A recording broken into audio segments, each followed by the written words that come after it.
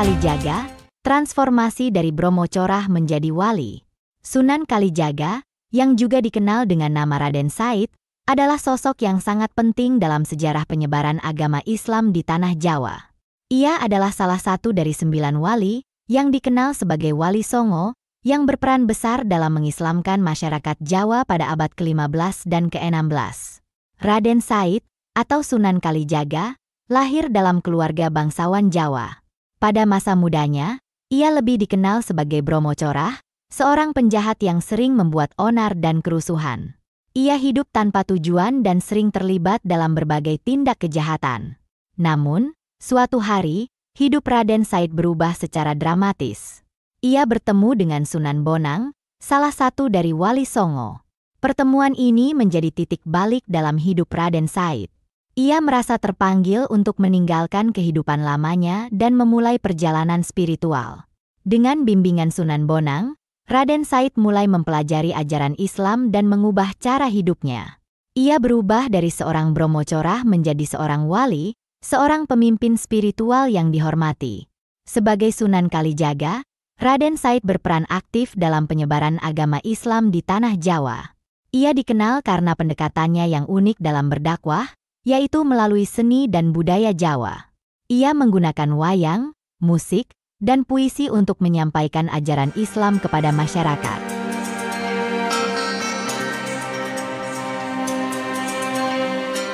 Asal-usul Sunan Kalijaga, atau yang juga dikenal dengan nama Raden Said, adalah sosok yang sangat penting dalam sejarah penyebaran agama Islam di tanah Jawa.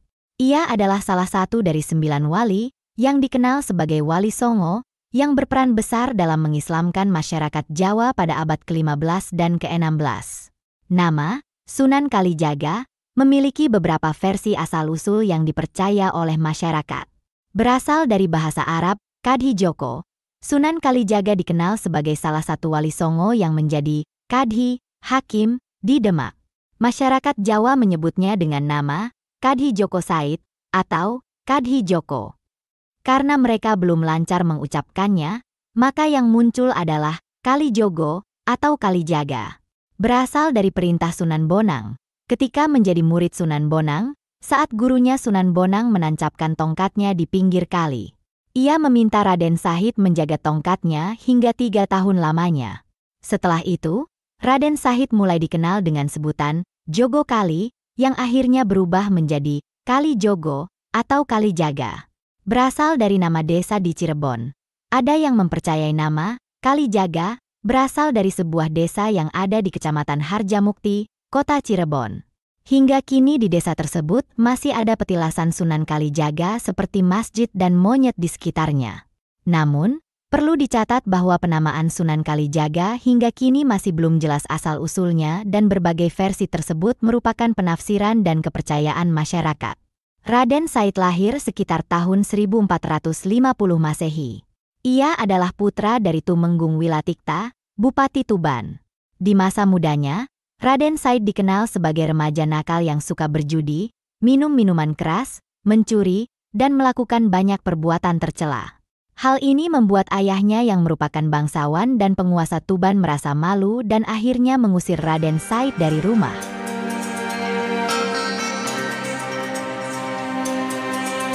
Transformasi Raden Said menjadi Sunan Kalijaga. Setelah diusir dari rumah oleh ayahnya, Raden Said memulai fase hidup yang penuh dengan tantangan. Ia menjadi Bromocorah, seorang penjahat yang sering membuat kerusuhan dan melakukan berbagai tindakan tercela. Bahkan, dikabarkan bahwa ia pernah menghabisi nyawa orang. Namun, suatu hari, takdir membawa Raden Said bertemu dengan Sunan Bonang. Pertemuan ini terjadi saat Raden Said berencana merampok Sunan Bonang. Namun, alih-alih merampok, Raden Said justru terpesona oleh aura spiritual yang dimiliki Sunan Bonang. Ia merasa ada sesuatu yang berbeda dari sosok Sunan Bonang, sesuatu yang belum pernah ia rasakan sebelumnya.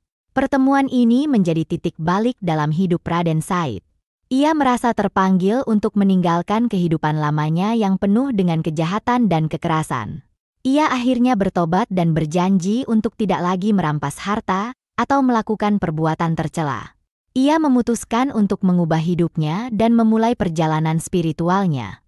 Sunan Bonang kemudian menjadi guru spiritual Raden Said. Dari Sunan Bonang, Raden Said belajar banyak tentang ajaran Islam dan cara hidup yang baik. Ia belajar tentang kesabaran, keikhlasan, dan kebajikan. Ia belajar untuk menghargai kehidupan dan menghormati sesama. Dari seorang Brahmacora, Raden Said bertransformasi menjadi Sunan Kalijaga, salah satu dari 9 wali yang sangat berpengaruh dalam penyebaran agama Islam di tanah Jawa. Kisah hidup Sunan Kalijaga adalah bukti bahwa setiap orang memiliki kesempatan untuk berubah dan menjadi lebih baik, asalkan mereka mau berusaha dan tidak pernah menyerah.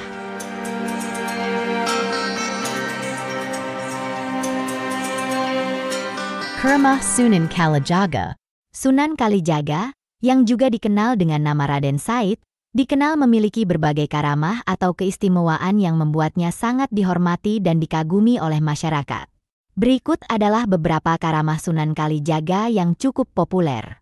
Bertapa selama 3 tahun, salah satu karamah Sunan Kalijaga yang paling terkenal adalah ketika ia bertapa selama 3 tahun. Ia melakukan pertapaan ini sebagai bentuk pertobatan atas perbuatannya di masa lalu sebagai Brahmacora. Selama bertapa, ia tidak melakukan perbuatan tercela dan berfokus pada pengembangan spiritual. Menghilang, Sunan Kalijaga dikabarkan memiliki kemampuan untuk menghilang.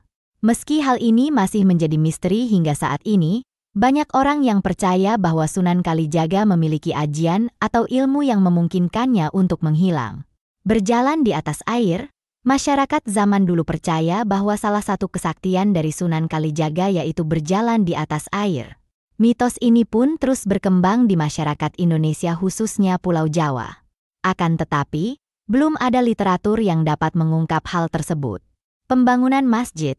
Sunan Kalijaga dikenal sebagai arsitek dalam pembangunan beberapa masjid besar, termasuk Masjid Agung Cirebon dan Masjid Agung Demak. Ia menciptakan tiang, tatal, pecahan kayu, yang merupakan salah satu dari tiang utama masjid.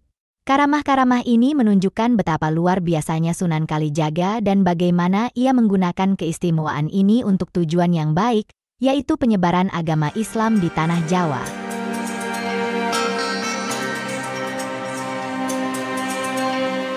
Kehidupan akhir dan wafatnya Sunan Kalijaga. Sunan Kalijaga, yang juga dikenal dengan nama Raden Said, meninggal pada tahun 1513. Menurut beberapa sumber, di hari-hari terakhirnya, Sunan Kalijaga tinggal di dalam Agung Pakungwati, Istana Kesultanan Cirebon. Pada suatu hari, Sunan Kalijaga menderita sakit kepala yang semakin parah, dan akhirnya beliau wafat. 2 orang punakawan, Ki Memek dan Ki Cengal, yang bertanggung jawab membantu Sunan Kalijaga di masa tuanya, melaporkan kewafatan beliau kepada Sultan Cirebon. Saat itu, Cirebon diperintah oleh Panembahan Ratu, Cicit Sunan Gunung Jati. Meskipun Sunan Kalijaga wafat di Cirebon, jenazahnya tidak dimakamkan di sana. Menurut sejarah, Sunan Kalijaga dimakamkan di Kadilangu, Jawa Tengah. Informasi mengenai penguburan jenazah Sunan Kalijaga dalam naskah Mertasinga ditulis dengan bahasa kiasan. Dalam naskah tersebut disebutkan bahwa jenazah Sunan Kalijaga raib tak berbekas, yang tertinggal hanyalah kainnya saja. Oleh karena itu, Panembahan Ratu kemudian menguburkan kain penutup jenazah itu di sebelah timur mihrab Masjid Agung Cirebon. Demikianlah kisah ini diceritakan. Untuk kebenaran detail kisah, tentu kita kembalikan kepada Tuhan, Sang Pemilik kisah kehidupan.